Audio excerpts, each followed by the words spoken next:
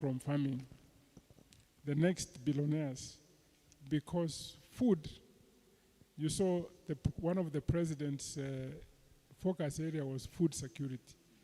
We are not a food secure country. Yeah? So the investments around food would make you very rich, but you have to understand the data, the cycles, when you need to plant, when you need to do this. You need to begin working with groups like Twig, I said, which has streamlined the supply chain, meaning there is no waste in between. Once you understand that, you can now go make your own investments and begin to create that space. Every company today is trying to solve the problem of micro, small, medium enterprises, meaning even the farming is going to be disrupted by bigger groups and bring more value to farming. That's why I said the next billionaires, 5, 10 years from now, would be from agriculture. So it's being sorted out, but you can still work with what I said, some of the interventions that I mentioned earlier. Two more questions before we pass around the mic. This is a very interesting question. Do you have a mentor or mentors, and how have they influenced you? Who mentors our mentor? My wife, it really helps me. Like you say, oh, I wanted to, let me tell you so that you understand how unreasonable she is. So, is about 1.8 million tons. We can only produce around 800,000 tons. The rest we get from Somalia, Ethiopia. Actually, if Somalia closes the border, you can't afford nyama ya mbuzi here. You see them bringing them to Kariobangi, isn't it? Go to Moja, even here in Ruai. Butcheries have no freezers because whatever they bring is consumed during the day. So I said, let me go grow mbuzi. And she said, where would you sell it? I said, but I've got the data. I said, who is going to take them? What if they are stolen? You know, I said, okay, I am not going to do it. But now I'm going to do it secretly so that I hope you don't show her this video. Yeah. So I trust the data myself. But how she looks at things, the difficulty of looking at goats, whatnot, that's actually a mentor. A mentor should be able to criticize you that your idea is not correct and you take it positively.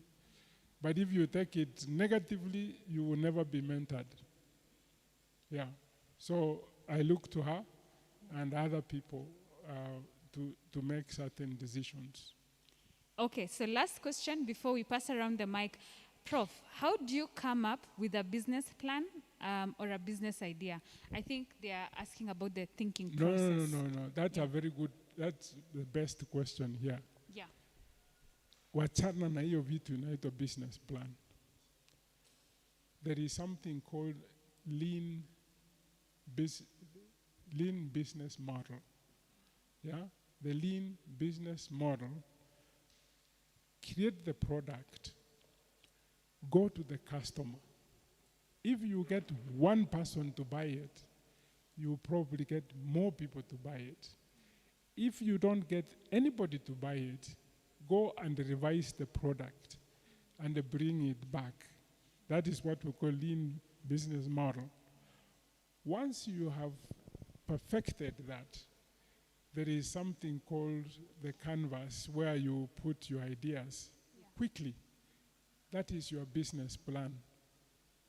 You don't begin to do 40 pages. You don't have time to do 40 pages or money to do 40 pages.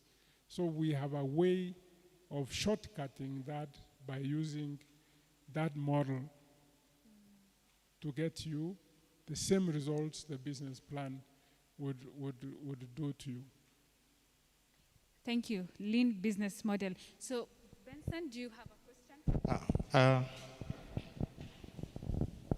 I think we can start from here. We have this one.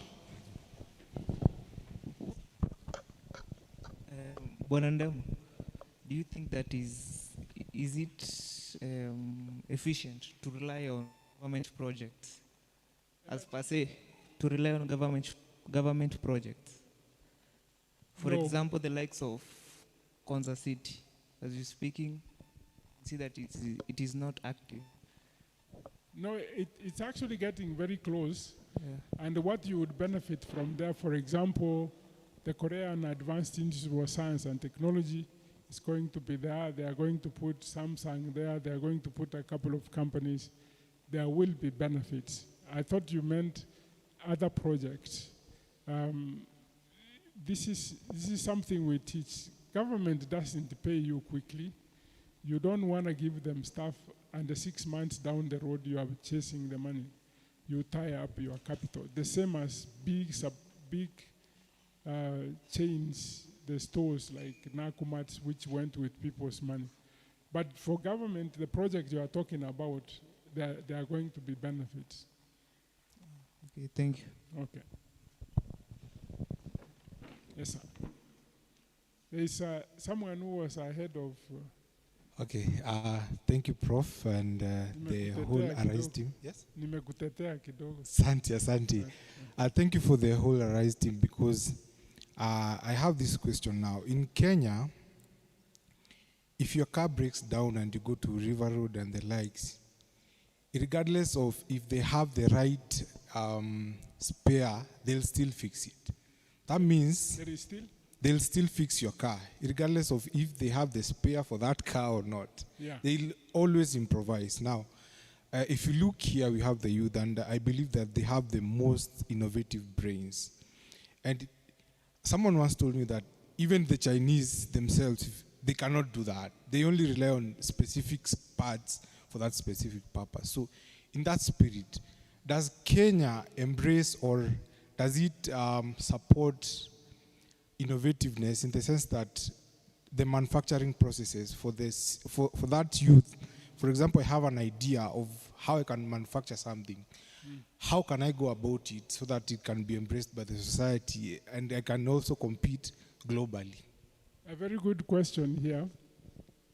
I did my research. They can make special parts. If you bought what is called a 3D printer, it's called additive manufacturing. I don't know how much time you spend on YouTube. Just ask that question. Making this spare part or manufacturing a pump. There are ways of, they take you through steps and actually you make it. That is the beginning of manufacturing processes. That's why I said, if we provided everybody with broadband, we would create manufacturers, we would create new other businesses. These open platforms like YouTube can change your life. Talk like this and say you want to make